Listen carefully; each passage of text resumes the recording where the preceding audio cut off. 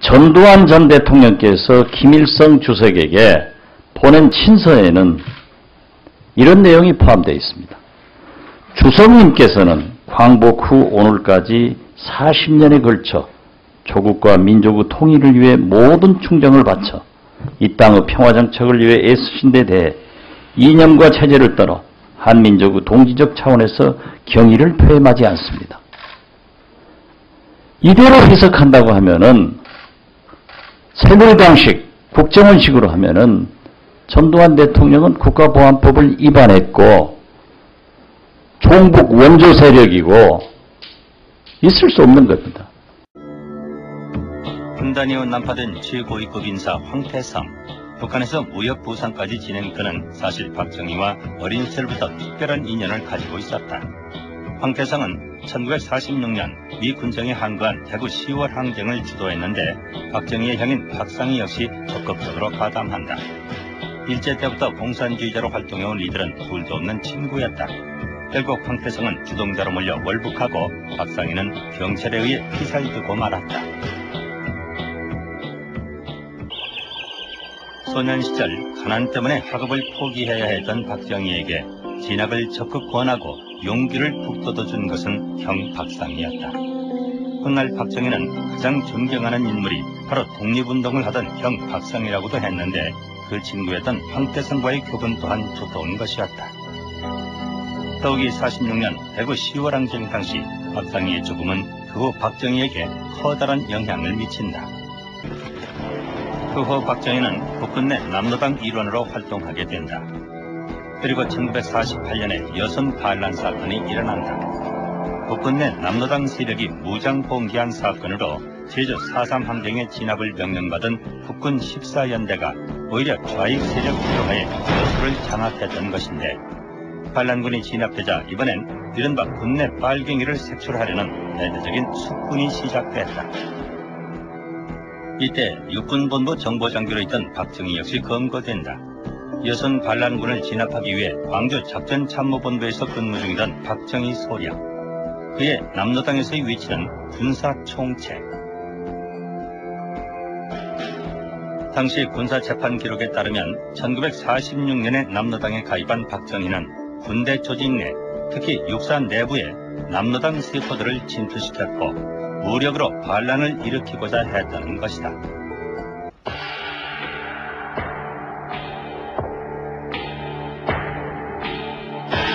결국 박정희는 무기징역을 선고받는다.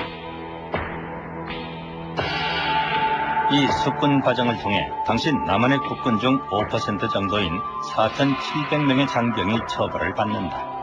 그리고 그중 수백 명이 총살 또는 징역에 처해졌다.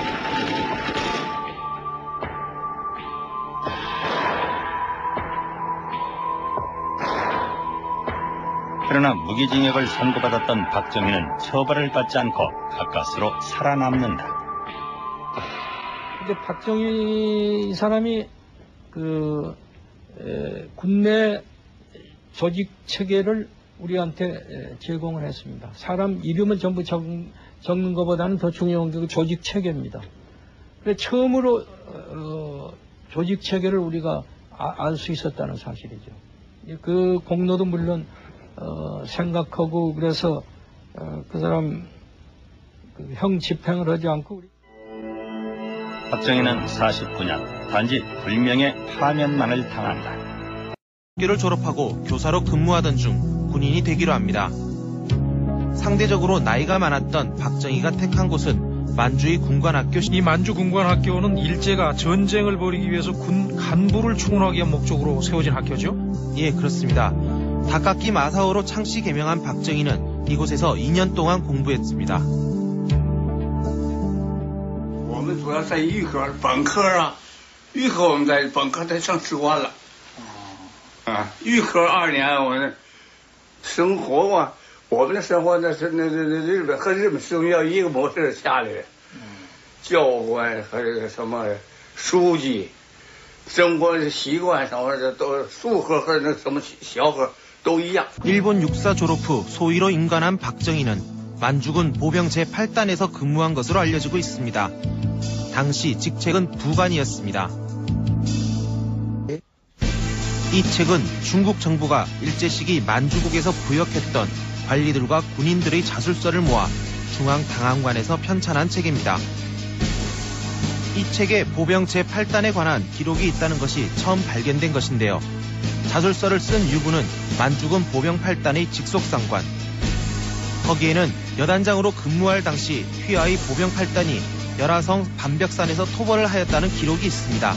이처럼 부대의 위치, 활동 시기와 내역 등이 모두 공개된 것은 처음입니다. 부대가 개편된 이후에도 8단은 열화성에 남아 토벌을 계속하였다고 합니다. 만주군 보병 제8단이 있었던 열화성은 북경의 동북부 지역, 지금의 하북성 일대, 그곳의 반벽산에서 누구와 싸웠던 것일까? 뭔가 이렇게 조선 영대랑 있는 그 팔도군 소멸하려 토벌하러 들어갔죠. 그러니까 박정희가 갔을 때 바로 거기에 제일 아주 토벌 세게 할 때죠. 43년이 들어가서 44년이 가서 45년 해방까지 있었으니까. 이번 대통령 선거는 무효회다. 무효회. 난 절대로 승복할 수 없소이다. 생각들 해보세요. 부패에 무능하다고 혁명을 했다는 사람들이 이번엔 자기들이 대리투표다 매수다 해가지고 부정으로 선거를 치르지 않았어. 그렇게 부정으로 선거를 치렀는데도 겨우 15만여 표밖에 앞지질 못했어요. 그러니 내가 이번 대통령 선거 결과에 승복할 수 있겠소? 나는 투표에 이기고 개표에 진 정신적 대통령이 왜? 투표에 이기고 개표에 졌다. 그러니 정신적 대통령이다. 윤부선은 11호 대통령 선거는 부정으로 치러졌다는 확신을 갖고 있었습니다.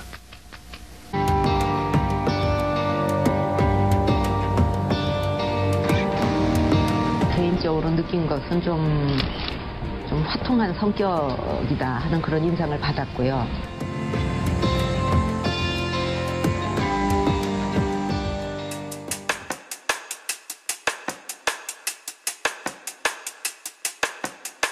실제 만나본 김정일 위원장은 어떤 사람이던가요?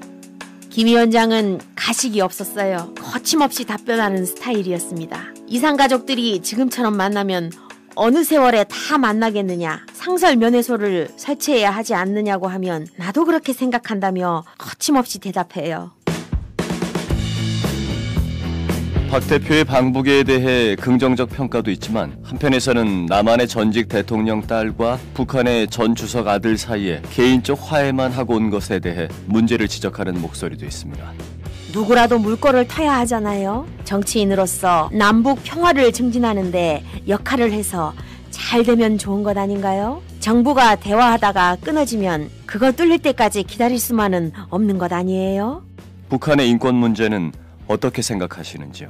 대화를 하려고 마주 앉아서 인권이 어떻고 하면 거기서 다 끝나는 것 아니겠어요? 이런 점에 대해 북의 실정을 공박할 수도 있는 것 아닙니까? 나는 미래지향적으로 일을 합니다. 과거 일을 얘기하는 것이 국민들 평화롭게 사는데 도움이 되겠습니까?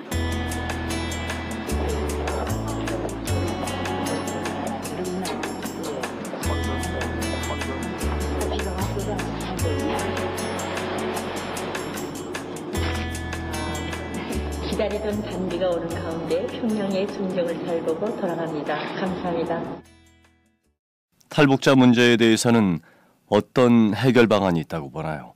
장기적으로는 북한의 경제난 때문에 저런 일이 생기는 것 아니겠어요? 그러니까 북한 경제가 발전하도록 해야겠죠. 나중에 통일이 됐을 경우에도 통일 부담이라는 게 어마어마할 테니까요.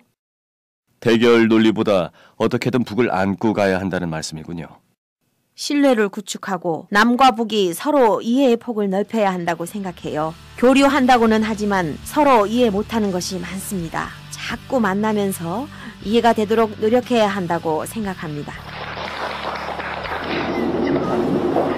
한반도의 평화와 안정을 위해서 좋은 일을 많이 할 수 있을 것 같습니다.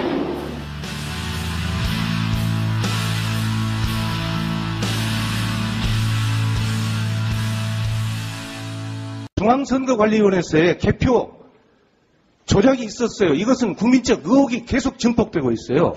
경기도 남양주 선관위 또는 서울시 송파 선관위를 비롯해서 전국적인 개표 부정 이 증거들이 전 투표구의 60% 이상 지금 나오고 있는 겁니다. 전두환 전 대통령께서 김일성 주석에게 보낸 친서에는 이런 내용이 포함되어 있습니다. 주석님께서는 광복 후 오늘까지 40년에 걸쳐 조국과 민족의 통일을 위해 모든 충정을 바쳐 이 땅의 평화정착을 위해 애쓰신 데 대해 이념과 체제를 떠나 한민족의 동지적 차원에서 경의를 표임하지 않습니다. 이대로 해석한다고 하면은 새누리당식, 국정원식으로 하면은 전두환 대통령은 국가보안법을 위반했고 종북 원조 세력이고 있을 수 없는 겁니다. 분단이 후 난파된 그 친구였던 황태성과의 교분 또한 두터운 것이었다. 더욱이 46년 대구 10월 항쟁 당시 박상희의 죽음은 그 후 박정희에게 커다란 영향을 미친다. 그 후 박정희는 국군 내 남로당 일원으로 활동하게 된다. 그리고 1948년에 여성 반란 사건이 일어난다. 국군 내 남로당 세력이 무장 봉기한 사건으로 제주 4.3 항쟁에 진압을 명령받은 국군 14연대가 오히려 좌익 세력 규모하에 여수를 장악했던 것인데 반란군이 진압되자 이번엔 이른바 군내 빨갱이를 색출하려는 대대적인 숙군이 시작됐다. 이때 육군본부 정보장교로 있던 박정희 역시 검거된다. 여성 발고위급 인사 황태성, 북한에서 무역부상까지 지낸 그는 사실 박정희와 어린 시절부터 특별한 인연을 가지고 있었다. 황태성은 1946년 미 군정에 항거한 대구 10월 항쟁을 주도했는데 박정희의 형인 박상희 역시 적극적으로 가담한다. 일제 때부터 공산주의자로 활동해온 이들은 둘도 없는 친구였다. 결국 황태성은 주동자로 몰려 월북하고 박상희는 경찰에 의해 피살되고 말았다. 소년 시절 가난 때문에 학업을 포기해야 했던 박정희에게 진학을 적극 권하고 용기를 북돋아준 것은 형 박상희였다. 훗날 박정희는 가장 존경하는 인물이 바로 독립운동을 하던 형 박상희라고도 했는데 반란군을 진압하기 위해 광주 작전참모본부에서 근무 중이던 박정희 소령. 그의 남로당에서의 위치는 군사총책. 당시 군사재판 기록에 따르면 1946년에 남로당에 가입한 박정희는 군대 조직 내 특히 육사 내부에 남로당 세포들을 진투시켰고 무력으로 반란을 일으키고자 했다는 것이다.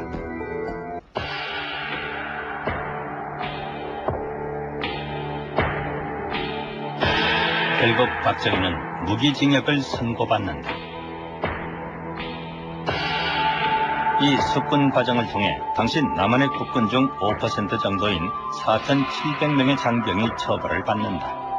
그리고 그중 수백 명이 총살 또는 징역에 처해졌다.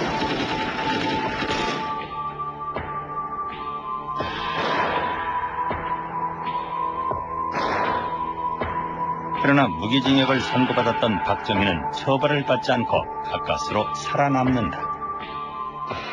근데 박정희 이 사람이 군내 조직 체계를 우리한테 제공을 했습니다. 사람 이름을 전부 적는 것보다는 더 중요한 게 조직 체계입니다. 그래서 처음으로 조직 체계를 우리가 알 수 있었다는 사실이죠. 그 공로도 물론 생각하고 그래서